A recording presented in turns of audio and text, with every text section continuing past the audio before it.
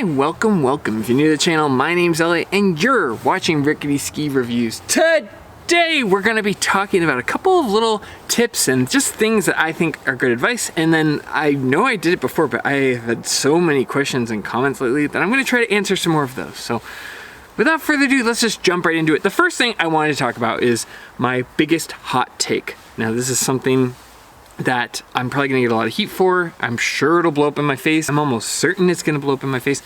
But here's what I wanna say. My big hot take is that specifically, Hestra mittens and gloves are so overhyped. Overpriced, overhyped. Now, that all being said, I've owned a pair. I don't think they're poorly made. In fact, they are very well made. So in the sense of like, they're probably a good value. But there seems to be like this cult following of Hestra mitten and glove buyers that I just don't understand. I had a pair of the race ones that had the individual finger. Zach had a pair as well back in our racing days. But these mittens are expensive. They start at $150, and I found that mine wore down quicker, no higher quality than a lot of the other mittens out there. Now, that being said, they're nice, but they're not as nice as they kind of sell for. Like, they start at $160. I frequently see people spend $200 plus for mittens, and I think that, like, I just think they're a little overhyped. I think they're a little overvalued for what they actually do and for the amount of warmth and the thickness of the leather. I found that in certain models, the leather is actually a little bit thinner than I would expect on a premium mitten. Now, that being said, if you like them and you have a pair and they've lasted you a long time, like, more power to you. I think it's awesome when a product really works well and lasts people a long time.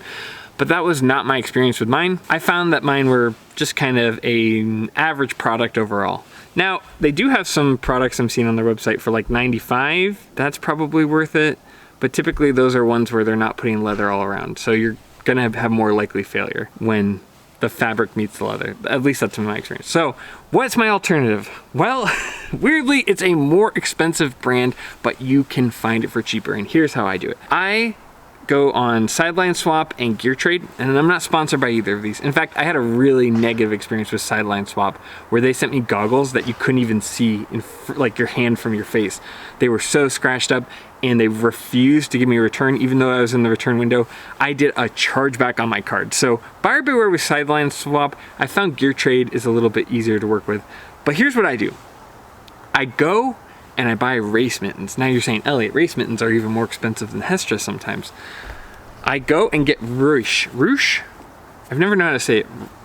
I had a old ski coach who said it's Reusch. It's very German or Austrian. I don't remember. I'm not sure. Anyway, these mittens rule. I really like these. And what I do is you go and you find in the summer a lot of former professional ski racers will go and sell their old mittens for pennies on the dollar. I paid $29 for these. The Pro Series, I typically see these for over $200. I'll put the actual price down below. And I got these for $29. I just offered below. I have a little bit of a smaller hand. I believe it was a former Canadian women's racer. They just have a little bit of blue paint on them, but I absolutely love these. They've lasted me all year. I used them all season when it was colder. And I like when I get my hip really low to the hill, I like having a little bit of knuckle protection so I can drag a little bit. That's what I do. I spent 30 bucks and got some of the best made mittens I've ever owned. And I've had other Reusch mittens and gloves that have lasted since then. I have a pair of the Olympic Excaliburs that I bought for $60 back in 2009 at, oh my God, what was it called? Speedy's out of Mount Hood. It's just old stuff. It was in the back of his garage. But the 70 bucks, I've had those since 2009 and I still use them. They still work great. So what is that? 2009 to 2024, almost 2025. I've had them for 15 going on 16 years. And they're perfectly, they're as good as the day I bought them. So I'm a big fan of buying these mittens.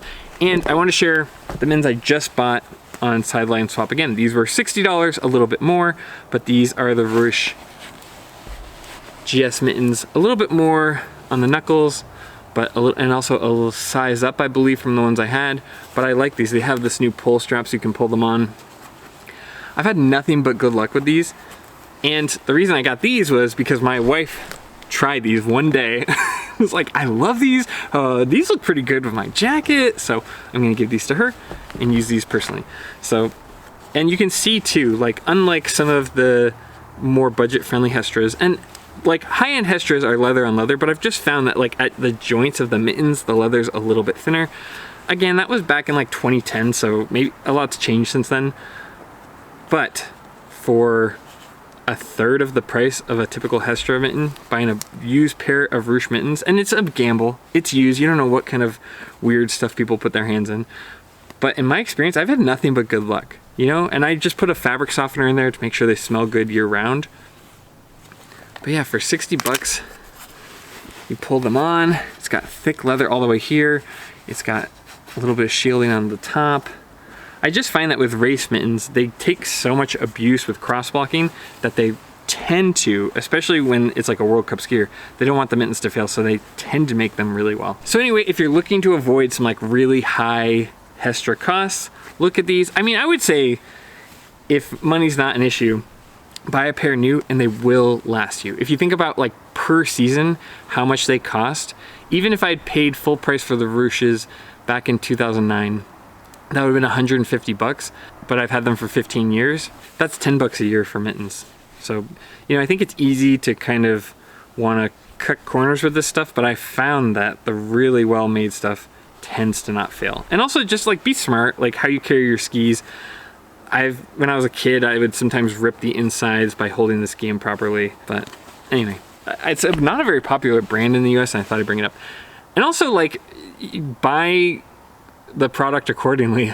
Like I have great circulation, so that's only for really cold days. A lot of times I can use just, what do they call them, half pipe gloves, that from Volcom, Burton, whatever, and I have no issues with that most of the days.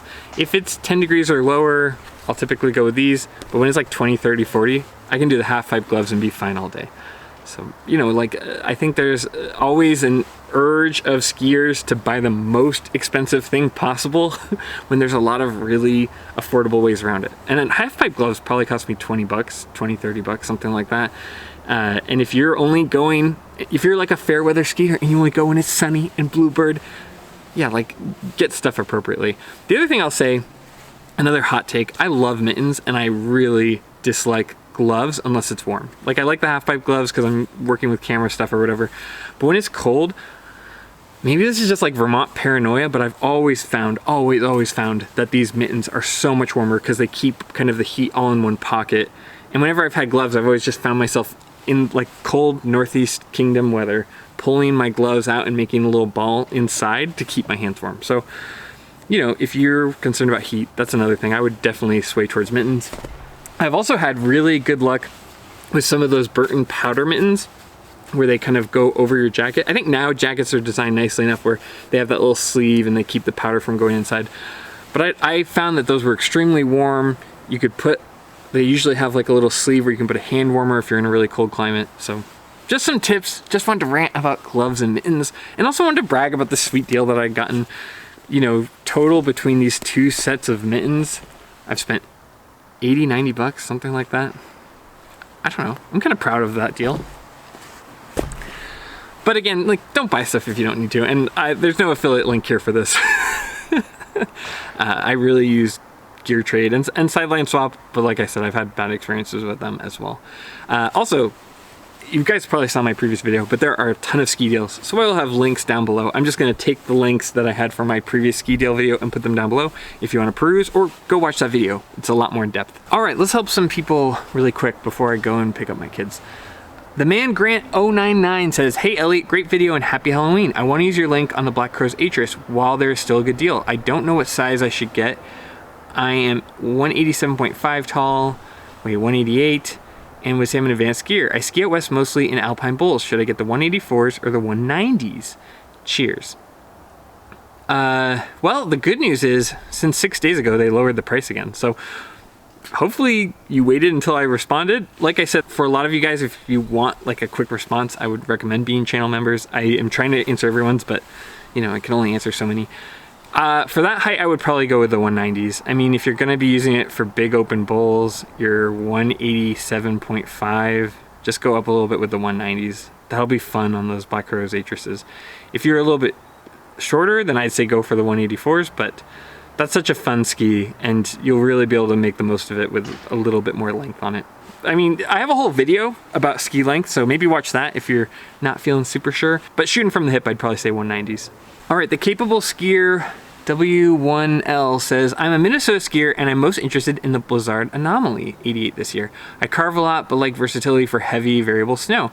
I have not liked Blizzard skis much in the past, but the Anomaly has gained such good reviews that I will probably buy one this year to replace one of my skis. I hope you can convince Blizzard to send you a pair of skis.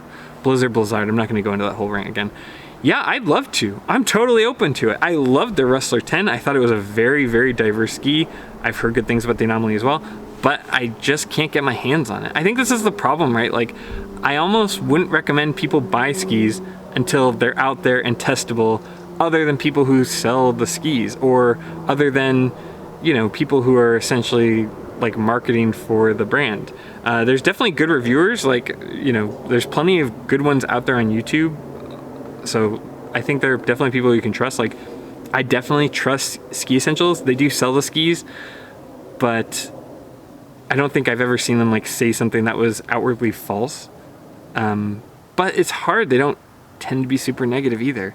So I don't know what to tell you. I would love to like be able to recommend it right here now. I think Blizzard has a tremendous track record with their skis, but I just can't tell you honestly. I really can't. I've never skied on a Blizzard ski I hated, but I can't test this. And Blizzard, like, I have Blizzard reps who follow me. They are constantly viewing me on LinkedIn, but when I DM them, they just, you know, go like, look, you know, they turn to statues and don't reply. So it's super weird. I'd love to recommend them, but I just can't, and I have no way to access that ski. If my local shop gets the Anomaly, I'll be happy to make a video. I'll be happy to pay for the demo to do that. But Blizzard, what are you guys doing? Come on, like, you know, send me some skis so I can give an honest opinion. Or usually at my local demo shop, they only demo out one width. So literally the only Blizzard ski I have access to right now is the Wrestler 10. And I did that review and really love them, but I'm unfortunately very limited. And it's hard too, because it's like, okay, am I gonna go out and spend my money on this Blizzard? Or am I gonna do the dozens of skis that I have already sent from manufacturers that are really excited to work with me? I do it as a labor of love, so a lot of times I will just walk down and pay for the demo, but I will prioritize the people who send me skis, and it could be a month or two before I run out of skis. I have like the opposite problem now. So, but you know, I also want the main staple skis to be represented. I don't know. I'm at a weird standstill with Blizzard and Nordica. I'd love to work with them. I have nothing but love for them. Yes, I was critical of the Nordica Enforcer 100 from 2023 and 2024, but that's me being honest. There's no point in doing this if I'm not going to be honest. Anyway, great question.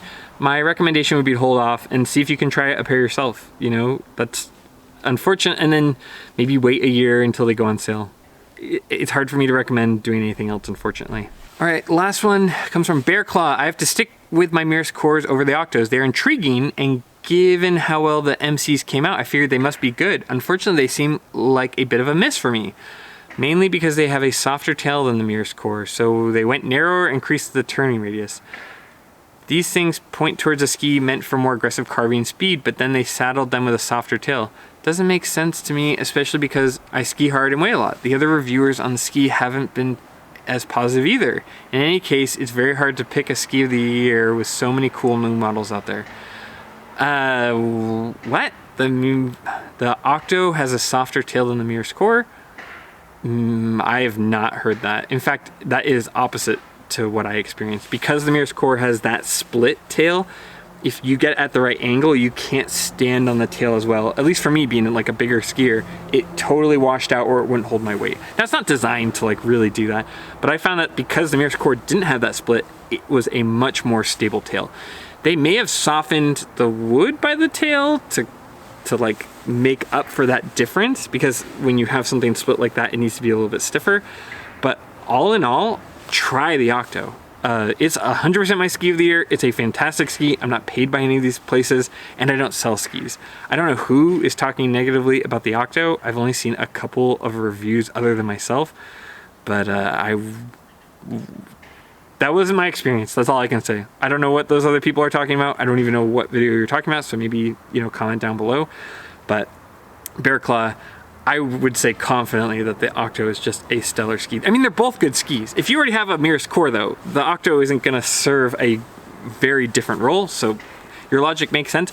But if you get the chance to demo a pair of Octos, absolutely do that. And if you're somebody who tried the Mirus core and were like, I just don't like the way it stands on the tail as much, or I just want something that is a little bit more carving oriented, I can't recommend it enough. But, you know, Bear Claw, go try it. I encourage you to at least try it if you're curious at all. They're both great skis. And yeah, if you already have a pair of Mirus cores, you're probably sitting pretty as it is. Thank you so much for your comment. So anyway, that's the end of the video. If you like this kind of content, please consider liking and subscribing. I will also have links down below for all the skis I'm talking about. So if this helped you make a decision on a purchase, that's a way of supporting the channel and it doesn't cost you anything. So please consider doing that. Or if you think you might make a purchase in the future, click on it. I think it tracks you for like 30 days or something. So anyway, that's a way to support the channel for free. You can also like and subscribe. That helps, you know, YouTube kind of push it out to other skiers.